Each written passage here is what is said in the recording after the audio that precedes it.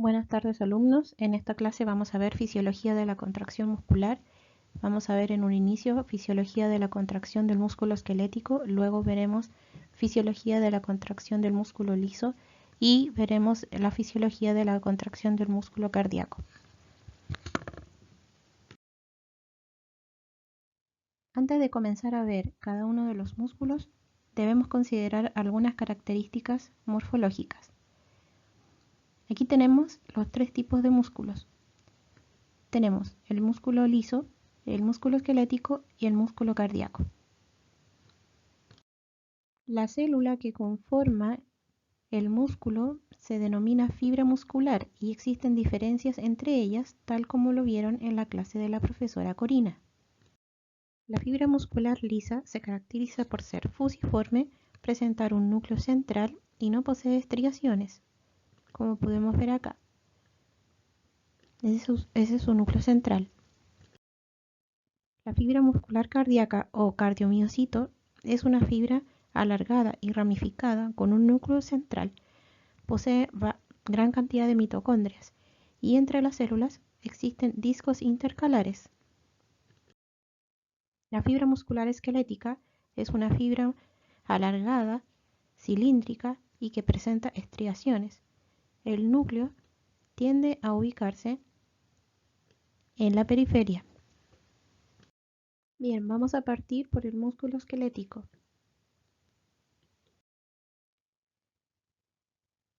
La organización del músculo esquelético básicamente consiste en que están formados por numerosas fibras.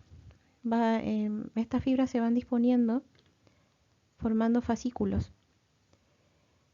Alrededor de los fascículos y también de la fibra muscular esquelética existe tejido conectivo.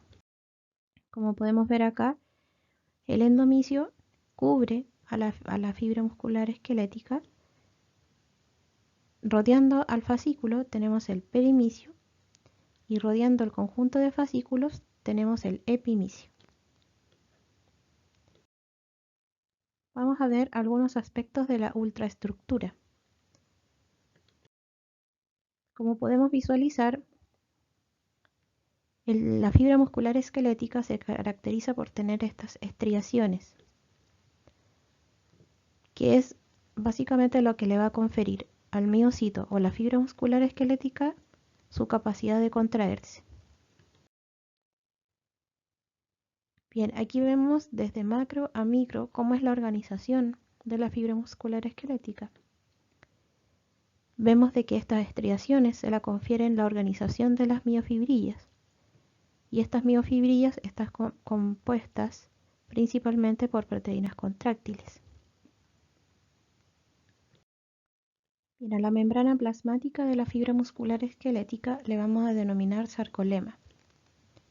El sarcolema es básicamente la membrana plasmática y una cubierta externa formada por una capa delgada de material de polisacáridos principalmente y que contiene numerosas fibrillas de colágeno.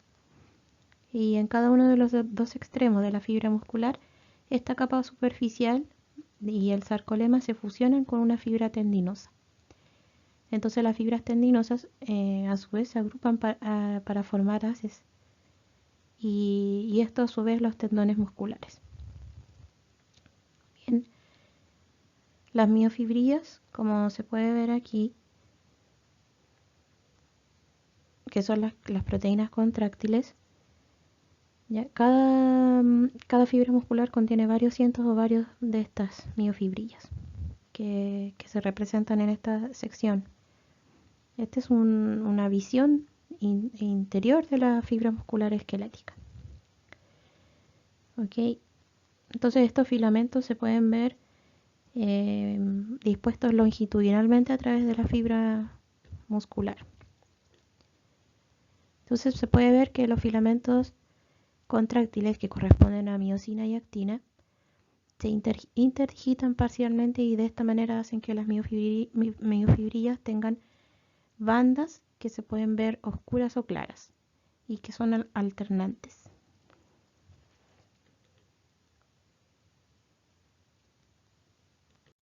El sarcolema de la fibra muscular esquelética se invagina hacia el interior formando una especie de túbulos denominados túbulos transversos o túbulos T, que se relacionan principalmente con el retículo endoplasmático liso y esta relación es muy importante para la contracción. Entonces al retículo endoplasmático liso le vamos a llamar retículo sarcoplasmático y al citoplasma de la fibra muscular esquelética le vamos a llamar sarcoplasma. Entonces la membrana plasmática, cuando ingresa hacia el interior de la fibra muscular esquelética formando el túbulo T, se va a relacionar con una dilatación del retículo endoplasmático liso que le vamos a denominar cisterna terminal. Como podemos ver acá en esta imagen, vemos la relación entre el túbulo T o túbulo transverso con la cisterna terminal de un retículo endoplasmático liso y con la cisterna terminal de otro retículo endoplasmático liso. Estas tres estructuras, que es el retículo endoplasmático liso, es decir, la cisterna terminal con el túbulo transverso y la otra cisterna terminal, forman lo que es la tríada. En esta imagen podemos ver mejor representado la tríada. Vemos la cisterna terminal del retículo sarcoplasmático o retículo endoplasmático liso. Vemos el túbulo T, que básicamente está conformado por el sarcolema, y tenemos la cisterna terminal de otro retículo endoplasmático liso, formando tres estructuras que están continuas, denominada tríada. Este es un cuadro resumen que podemos visualizar mejor las diferencias entre los distintos tipos de músculo. El músculo esquelético, el músculo cardíaco y el músculo liso. Las características de las fibras musculares que componen cada uno de estos músculos tienen importantes diferencias. Ubicación, núcleo, túbulo T, tipo de inervación, etc. Estas diferencias debemos considerarlas para entender mejor su fisiología. Bien, vamos a ver ahora la estructura del sarcómero. Tener en cuenta de que el sarcómero en definitiva es la unidad funcional y anatómica del músculo esquelético. La base de la contracción muscular se basa en el acortamiento y la relajación del sarcómero. Como podemos ver acá, tenemos el estado relajado del sarcómero y acá abajo tenemos el estado contraído. En la parte superior visualizamos la fibra muscular esquelética y la presencia de estas estriaciones. Entonces, la disposición de las miofibrillas va a determinar la formación de estas estriaciones. Entonces debemos entender la conformación del sarcómero para poder entender el origen de estas estriaciones. La disposición de las proteínas ya va a conformar el sarcómero. ¿Qué proteínas vamos a encontrar? Vamos a encontrar a las proteínas contráctiles, vamos a encontrar a las proteínas reguladoras y vamos a encontrar a las proteínas accesorias. Bien, esta es una micrografía electrónica y podemos visualizar cómo se conforma el sarcómero. Entonces vamos a observar bandas oscuras, como por ejemplo la banda A, y vamos a ver bandas claras, como por ejemplo la banda I. Dentro de la banda A también vamos a ver una banda un poquito más clara, que sería la banda H. Y delimitando el sarcómero tenemos las líneas Z. Esta denominación básicamente se basa en que la banda A se le denomina así por anisotrópica y la banda I por isotrópica, o banda A oscura o banda I clara. Bien, entonces acá abajo tenemos delimitado el sarcómero con los dos discos Z. Tenemos la banda I, que sería la banda clara, tenemos la banda A, que sería la oscura, y nuevamente tenemos la I. Bien, en este esquema podemos visualizar mejor la distribución que acabamos de ver. Entonces ahí tenemos la delimitación de los discos Z, tenemos la banda A, ¿cierto? Que era la banda oscura, y la banda I, que era la banda clara. Bien, aquí visualizamos mejor la disposición de las proteínas que conforman al sarcómero. Vamos a tener una banda A que está principalmente conformada por filamentos finos de actina y filamentos gruesos de miosina sobrepuestos. Dentro de la banda A vamos a encontrar una banda H que está conformada principalmente por los troncos de los filamentos gruesos de miosina. En el centro vamos a encontrar la línea M, que se veía más oscura cuando vimos la micrografía electrónica. Esta línea M proviene de M de mid, que significa medio, en el centro, y está conformada principalmente por la proteína miomesina, que ancla los filamentos gruesos de miosina. En el caso de la banda I o isotrópica, vamos a encontrar que está conformada solamente por los filamentos de actina, como podemos ver acá donde yo estoy delimitando. Y tenemos los discos Z, que básicamente van a delimitar el sarcómero, y a estos discos Z van a estar ancladas proteínas accesorias que van a estabilizar a los filamentos que van a participar en la contracción. Entonces, en el caso de la leulina, estabiliza la actina, y en el caso de la titina, estabiliza la miosina.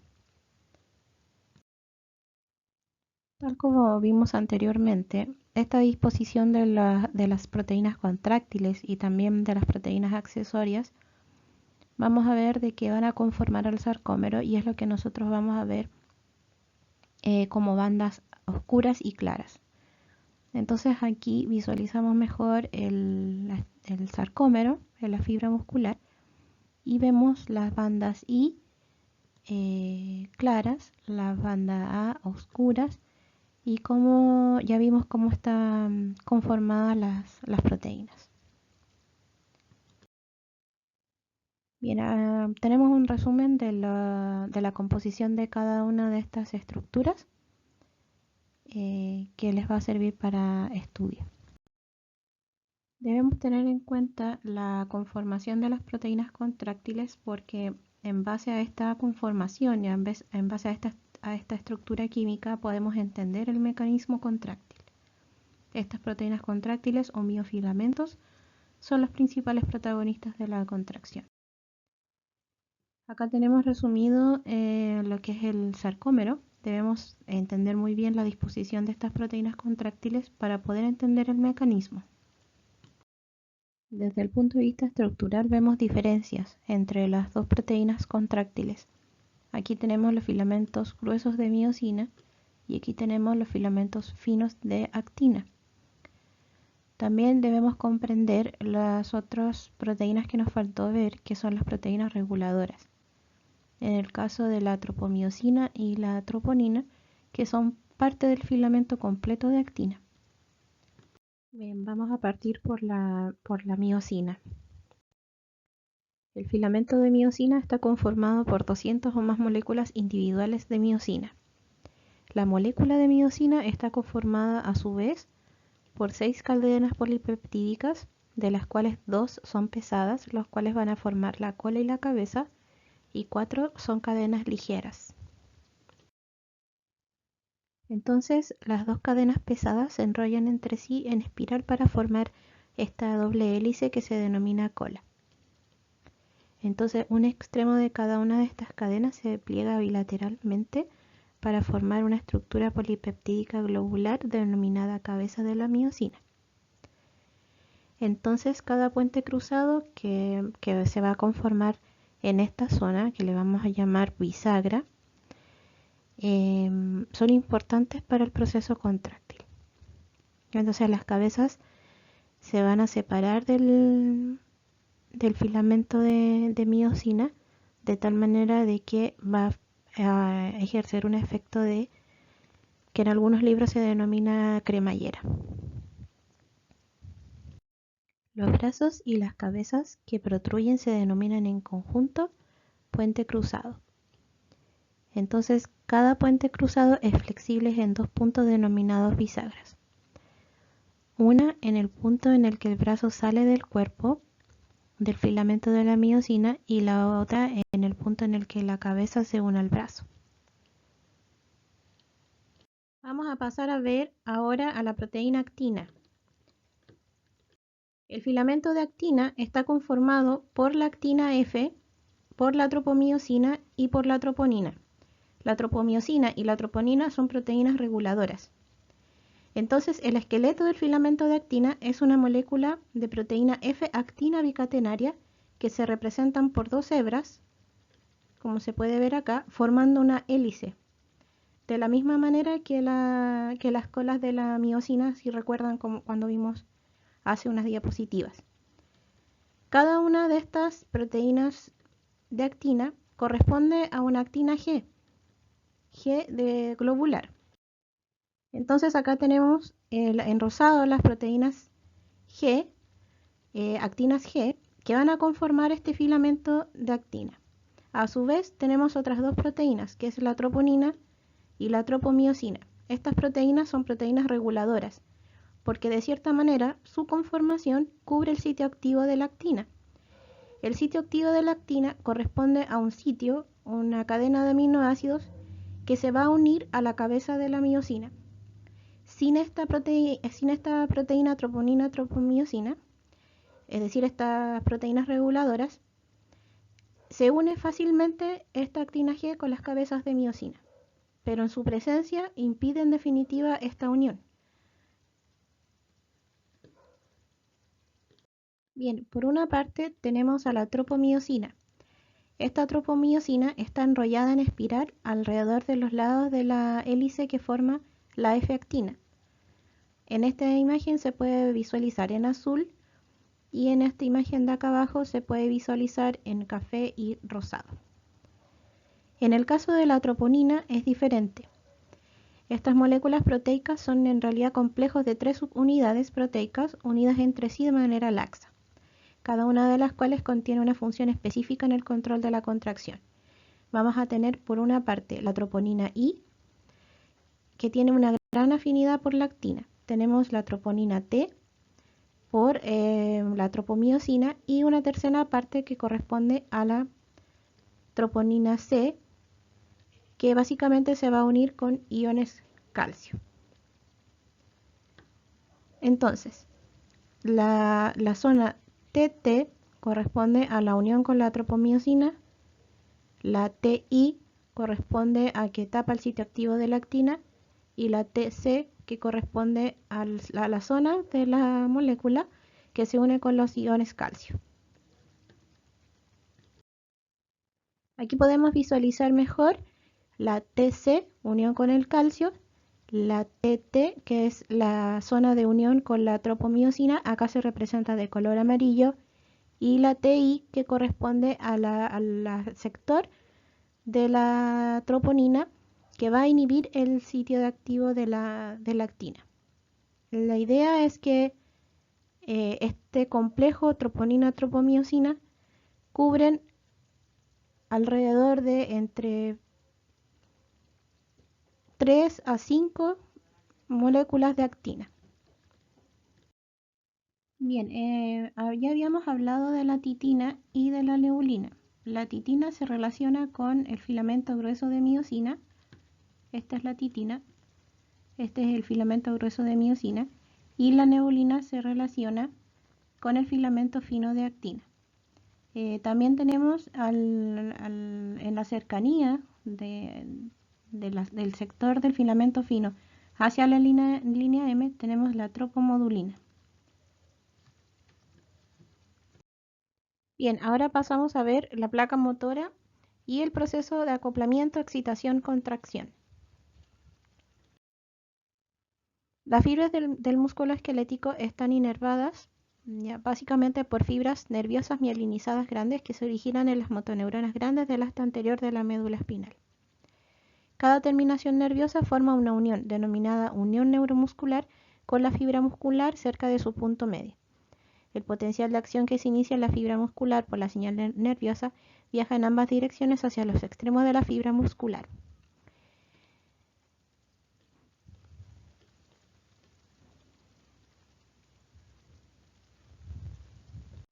Bien, tal como se visualiza en la diapositiva, tenemos el axón de la neurona motora y tenemos que los terminales nerviosos van a estar en contacto con cada una de las fibras que conforman el músculo. Cuando una neurona motora inerva un conjunto de fibras musculares, estas se van a contraer al unísono. Este conjunto de fibras musculares que están inervadas por esta motoneurona que acabamos de nombrar, a todo este conjunto se le llama unidad motora. Bien, esta es una imagen que nos representa desde el punto de vista histológico cómo la terminal nerviosa hace contacto con la fibra muscular esquelética. Ahí tenemos la unión entre la motoneurona con el sarcolema de la fibra muscular esquelética. Aquí se ve mejor representado ya distintas unidades motoras. Tenemos la motoneurona 1, representada por color celeste, la motoneurona 2, representada por color rojo, y la motoneurona 3, representada por el color azul.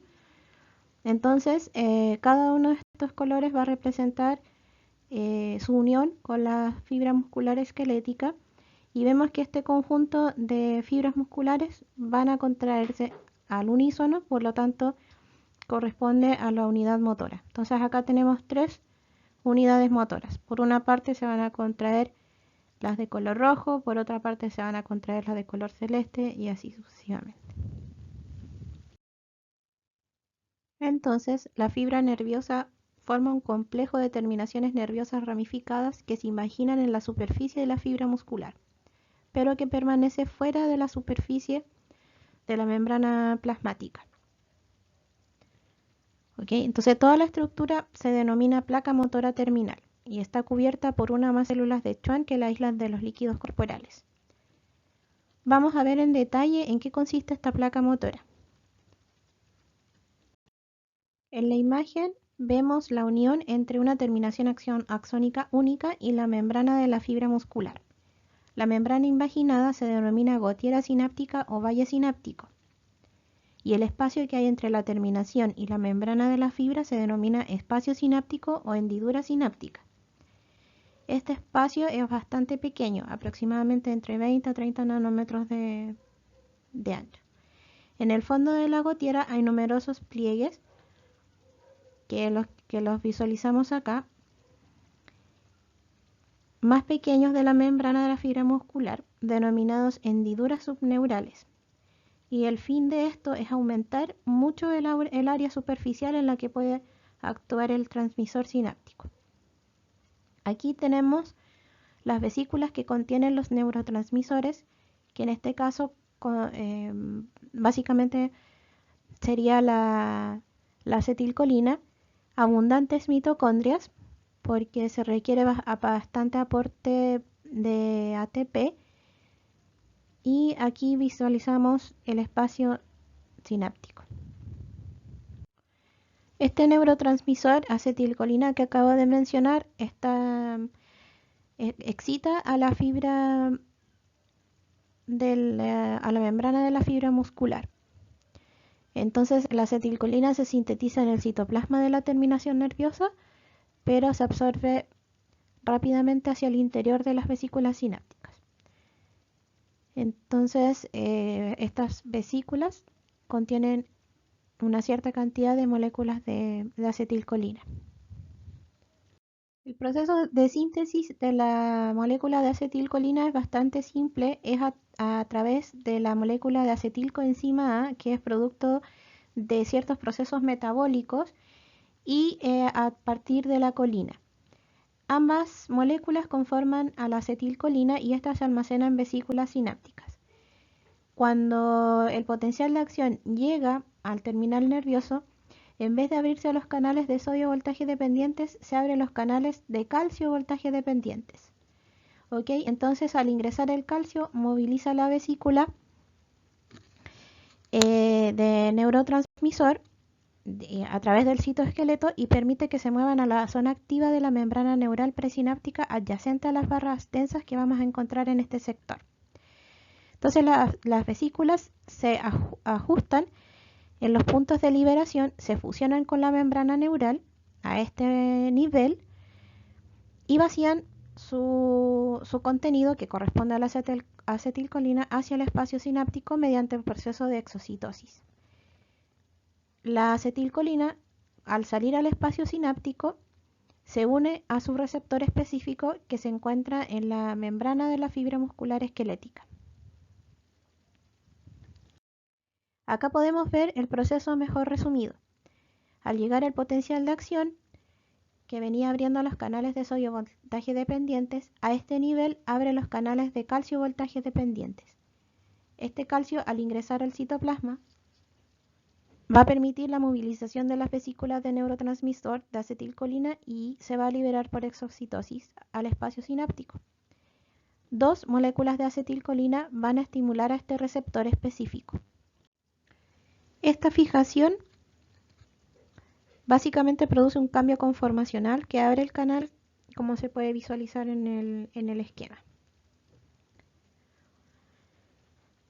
En la práctica, fluyen más iones de sodio a través de los canales activados por acetilcolina que de cualquier otro tipo por dos motivos principalmente.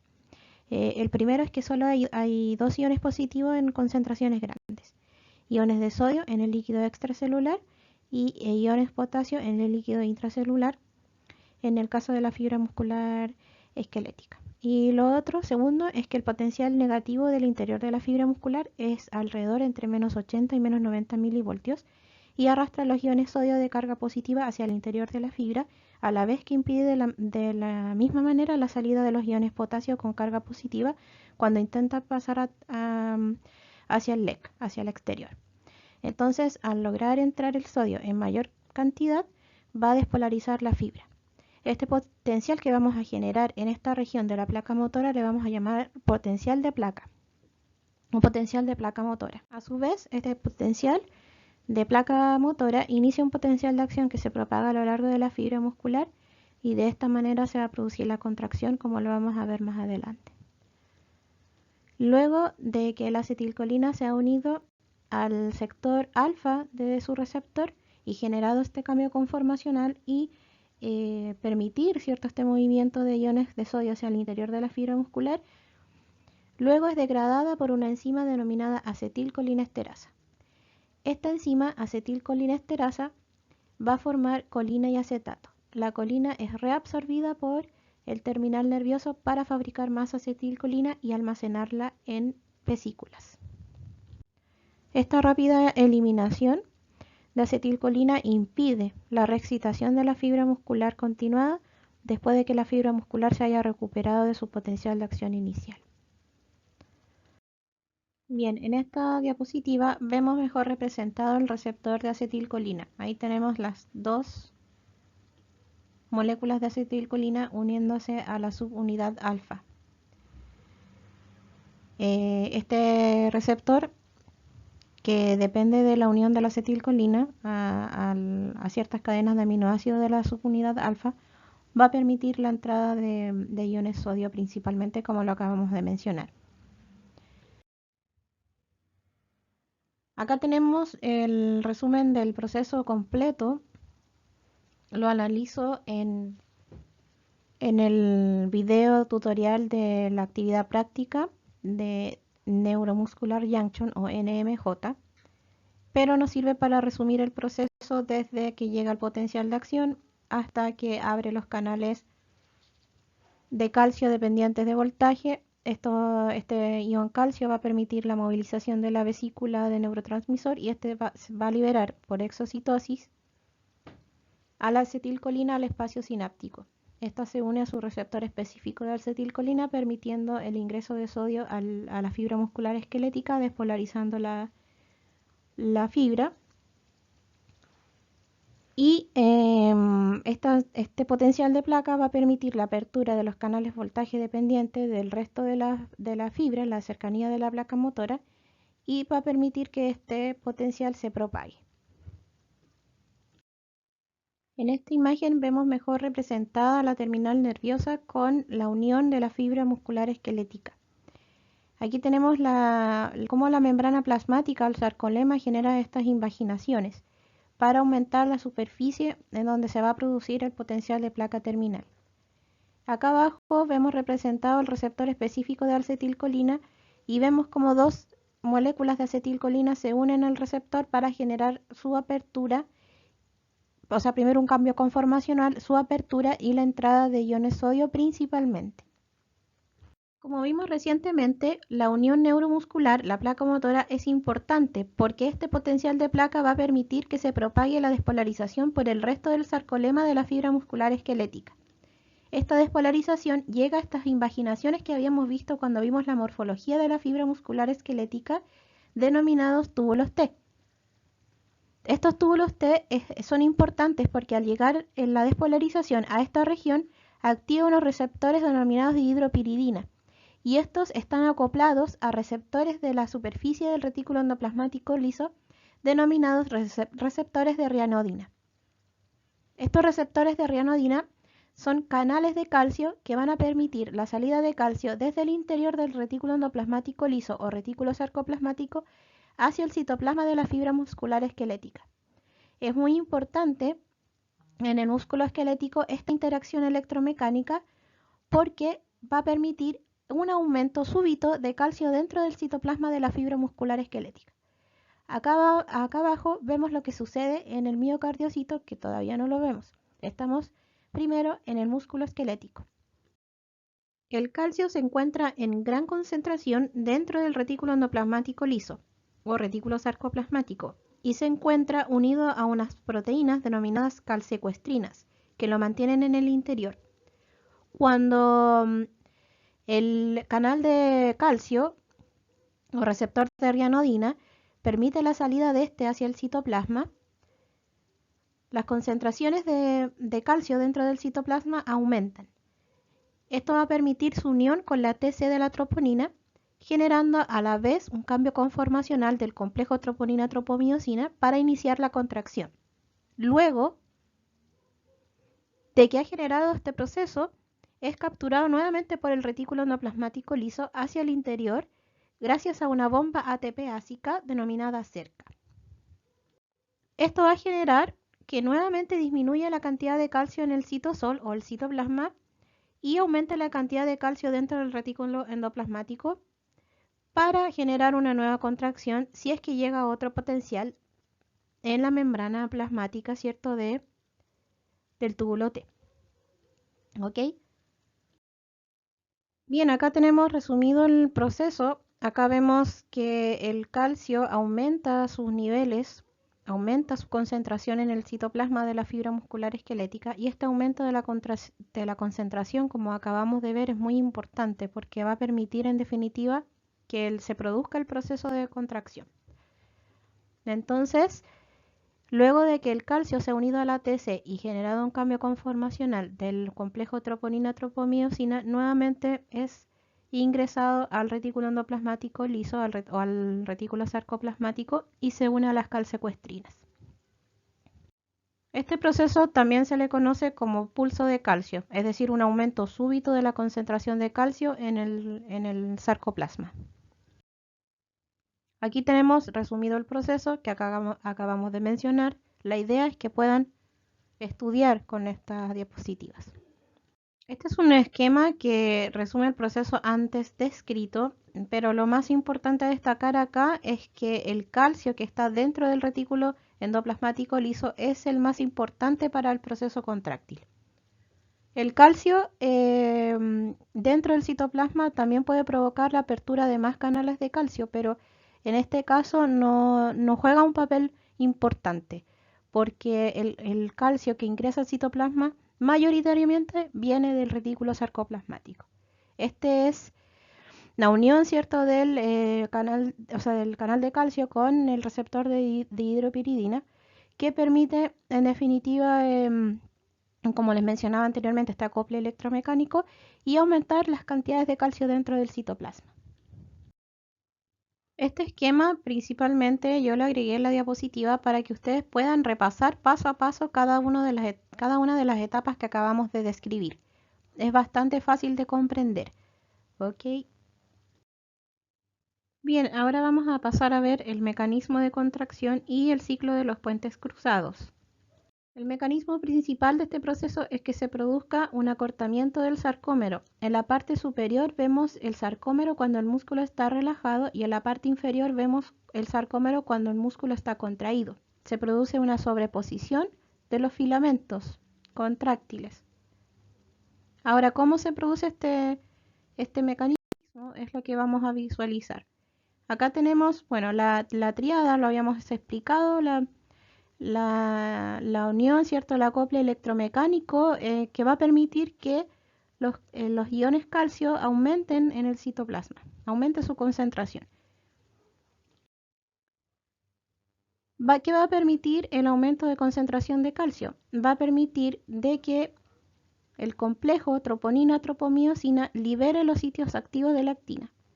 ¿Cómo se produce esto? El calcio se une a la TC de la troponina y genera este cambio conformacional. Acá podemos ver las partes, ¿cierto?, que conforman a la troponina y el calcio se une a la TC de la troponina generando este cambio conformacional y liberando el sitio activo de la actina. Luego de que el filamento de actina es activado por los iones calcio, las cabezas de los puentes cruzados de los filamentos de miosina son atraídos hacia los puntos activos del filamento de actina. De esta manera, esto hace que se produzca la contracción. El mecanismo preciso consiste entonces en que los puentes cruzados de los filamentos de miosina se acoplen a los sitios activos de la actina. Esto va a ocurrir de la siguiente manera. El ATP es primordial para que se produzca la contracción. Por eso acá en una primera fase, en A, vamos a ver el significado del rigor mortis, que es que las cabezas de miosina se encuentran unidos a los sitios activos de la actina. En el caso de muerte del individuo, no hay aportes energéticos, es decir, no hay aporte de ATP. Por lo tanto, queda el músculo contraído las primeras horas de muerte. Este rigor mortis, como les mencionaba, ocurre en las primeras horas después del fallecimiento del sujeto. Para que se produzca normalmente la contracción, antes de que comience esta, las cabezas de los puentes cruzados se unen al ATP. Entonces la actividad ATPásica de la cabeza de la miosina escinde inmediatamente al ATP, aunque deja los productos de la escisión, es decir, el ADP y el ion fosfato, unidos a la cabeza. En este estado, la conformación de la cabeza es tal de que se extiende perpendicularmente hacia el filamento de actina, pero todavía no se encuentra unido a ella.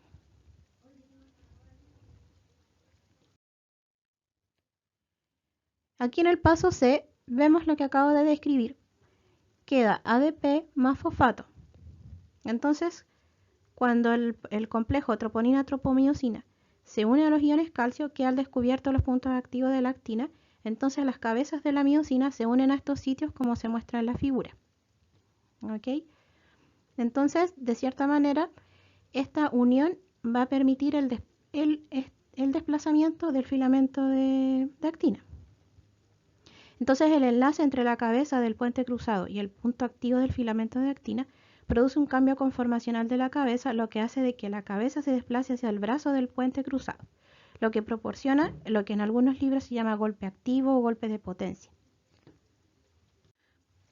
La energía que activa el golpe activo es la energía que ya se ha almacenado como un muelle comprimido por el cambio conformacional que se había producido previamente en la cabeza cuando se escindió la molécula de ATP.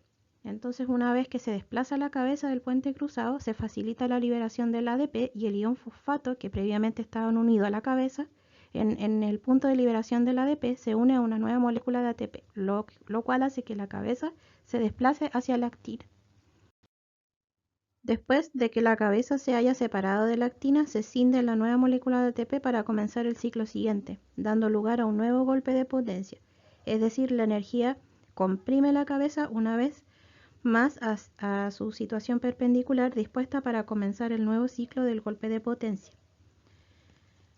Como podemos ver en la figura, tenemos el ciclo completo desde la llegada del ATP, formación del ADP más P, desplazamiento del filamento de actina, golpe de potencia, y nuevamente, ¿cierto?, se escinde el ADP más fosfato y nuevamente llega otro ATP.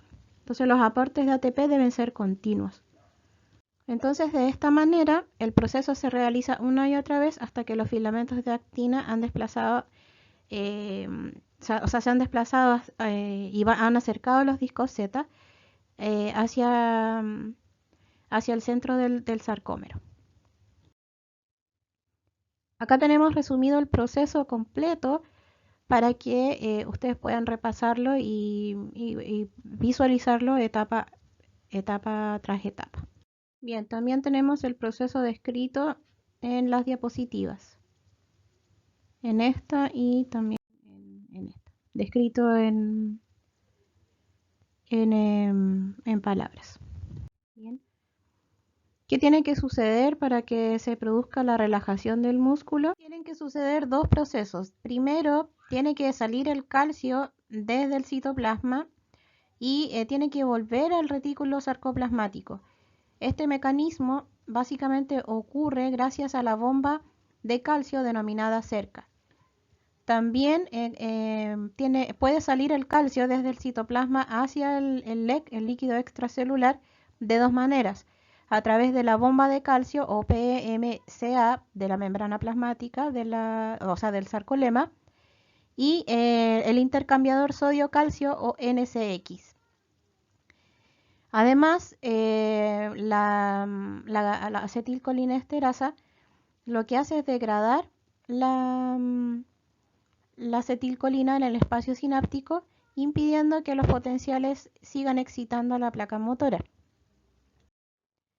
El proceso lo tenemos resumido de la siguiente manera. Entonces, por una parte, la acetilcolinesterasa degrada la acetilcolina y por otra parte el calcio tiene que bajar sus niveles y su concentración en el citoplasma.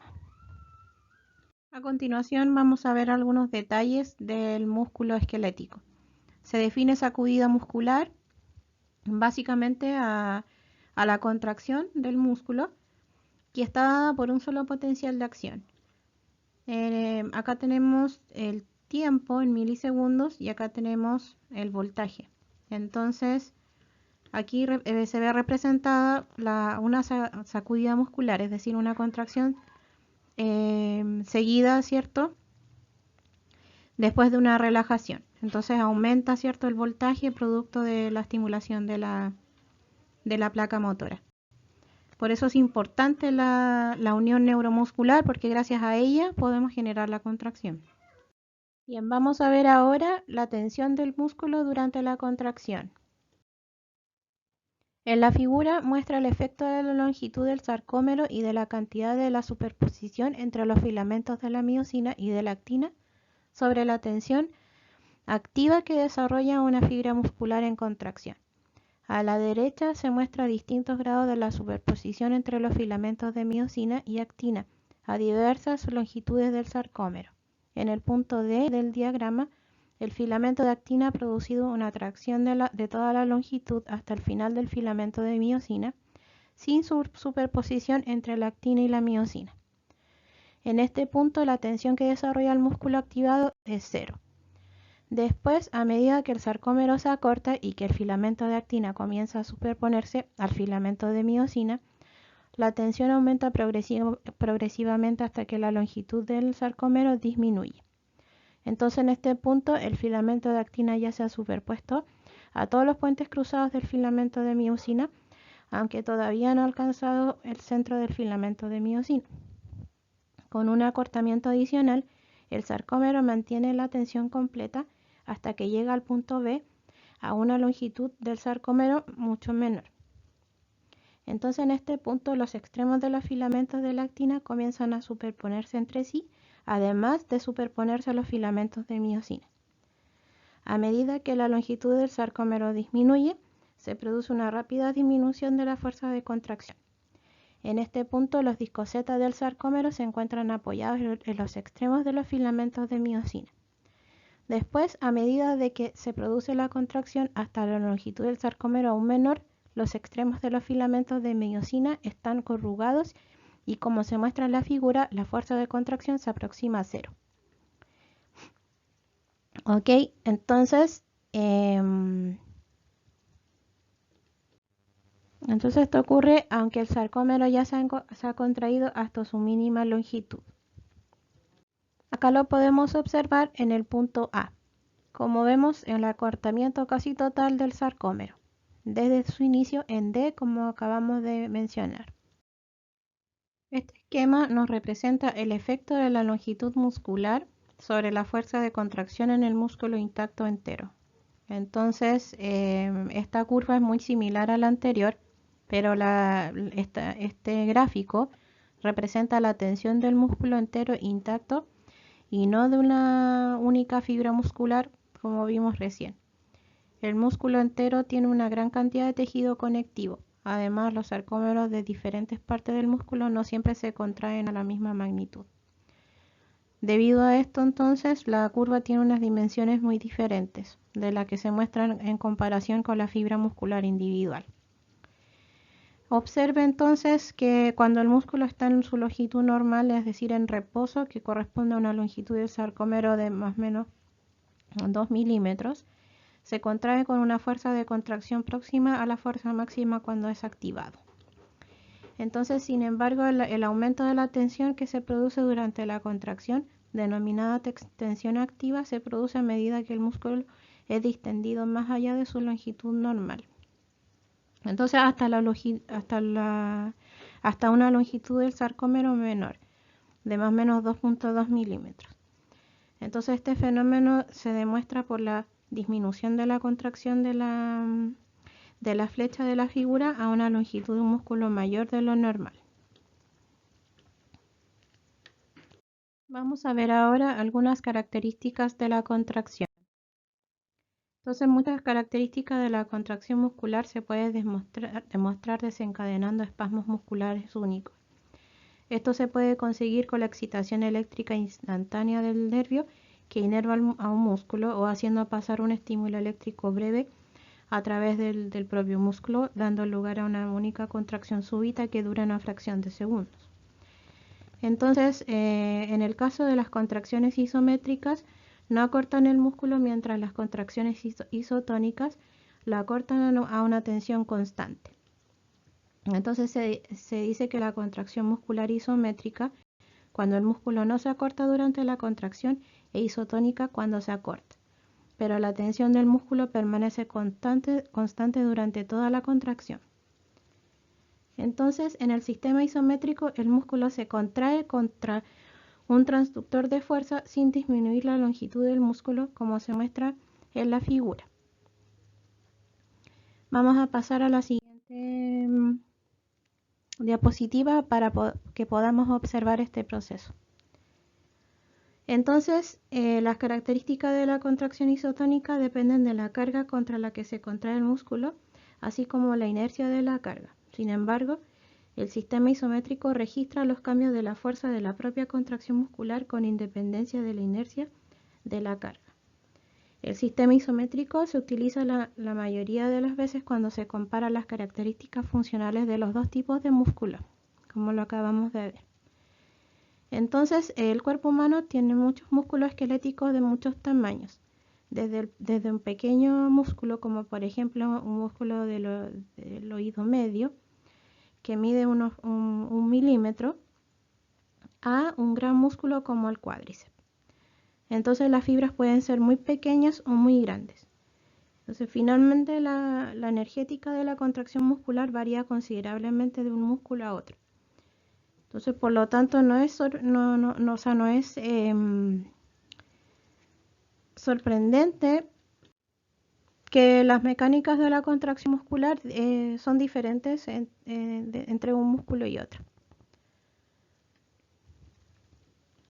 Bien, vamos a ver la mecánica de la contracción del músculo esquelético. Deben Recordar que el músculo esquelético estaba inervado por alfas motoneuronas y el conjunto de fibras musculares que se contraen al unísono, producto de la estimulación de una motoneurona, le denominamos unidad motora.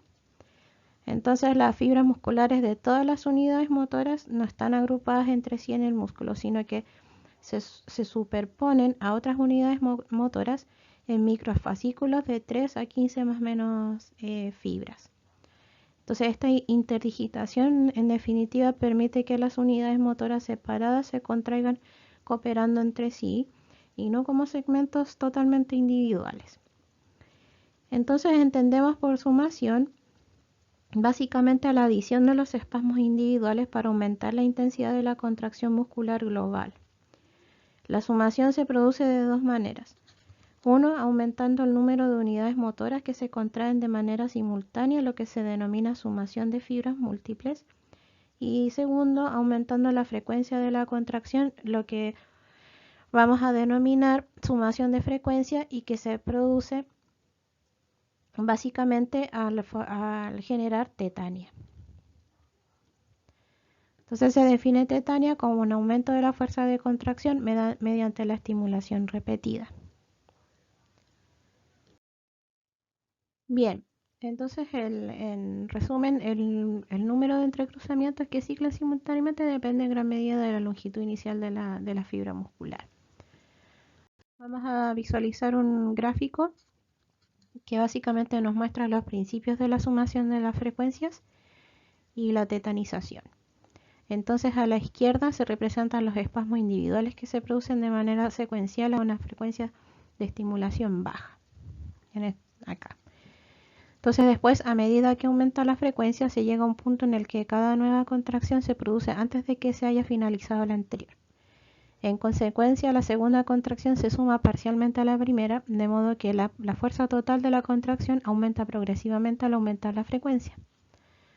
Cuando la frecuencia alcanza un nivel crítico, las contracciones sucesivas finalmente se hacen tan rápidas que se fusionan entre sí y la contracción del músculo completo ya se precisa entonces suave y continua. Entonces este proceso se denomina tetanización, que es lo que habíamos mencionado anteriormente. Entonces a una frecuencia ligeramente mayor, la fuerza de la contracción alcanza su valor máximo. Entonces de esta manera ya cualquier aumento adicional de la frecuencia más allá de ese punto no tiene ningún efecto adicional sobre el aumento de la fuerza contráctil.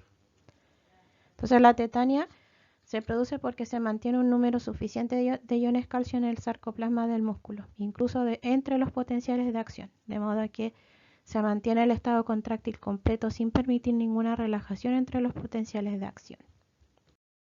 Bien, como hemos visto anteriormente, el músculo esquelético requiere constantes aportes energéticos, principalmente en forma de ATP. Se requiere ATP, por ejemplo, para el funcionamiento de las bombas de calcio en el retículo sarcoplasmático. Se requiere ATP también para el funcionamiento de las ATPasas, de las bombas ATPasas en el sarcolema. También se necesita ATP, ¿cierto?, para activar las cabezas de miosina. Y estos requerimientos son constantes. Para contraer el músculo, en una primera instancia vamos a necesitar el ATP que se encuentra en el citoplasma. Este sistema de fosfágeno, en definitiva, permite utilizar la energía almacenada en el ATP. Entonces, al liberar los fosfatos, se libera gran cantidad de energía. En una segunda instancia, si es que se va a requerir mayor entrega de ATP para la contracción, es decir, una contracción esquelética que dure más tiempo o que requiera cierto mayor esfuerzo, pasamos al segundo tipo de aporte energético que corresponde al aporte de la fosfocreatina. Entonces, este es un compuesto químico que tiene un enlace de fosfato de alta energía y esta creatina está unida a fosfato y al generarse cierto este rompimiento del enlace aporta el fosfato para formar más ATP y este ATP aporta cierta energía al músculo, pero también es de corta duración. Entonces, una de las características principales de la transferencia de energía desde la fosfocreatina al ATP es que sucede en una fracción de segundos, de forma que la energía almacenada en la fosfocreatina muscular puede utilizarse inmediatamente para la contracción muscular, igual que la energía almacenada en el ATP que encontramos en el citoplasma. ¿Ok? Entonces, también tenemos, si es que el músculo se contrae más tiempo, requiere mayor energía, pasamos al sistema de glucógeno y ácido láctico. El glucógeno almacenado en el músculo se puede desdoblar en glucosa, proceso denominado glucogenólisis, que se procesará por la glucólisis. Entonces esta tiene lugar en el citoplasma celular sin presencia de oxígeno, lo cual es un proceso anaerobio. Entonces genera pequeñas cantidades de ATP, pero su producto final es el piruvato y podrá procesarse después en las mitocondrias a través del sistema aerobio. Y por último tenemos el sistema aerobio, y el término aerobio se refiere a la oxidación de los sustratos energéticos procedentes de los principios inmediatos en las mitocondrias para obtener energía. Por ejemplo, la glucosa, los ácidos grasos y aminoácidos que tenemos almacenados. Entonces, después de cierto procesamiento intermedio, se combinan con oxígeno para liberar grandes cantidades de energía. Aquí tenemos en resumen el tiempo en el cual nosotros podemos ocupar estos mecanismos energéticos y la potencia generada para el músculo, y vemos diferencias entre ellos. Esta clase termina acá. Bien, hemos terminado con músculo esquelético. Pasar a revisar la clase que incluye músculo liso y músculo cardíaco.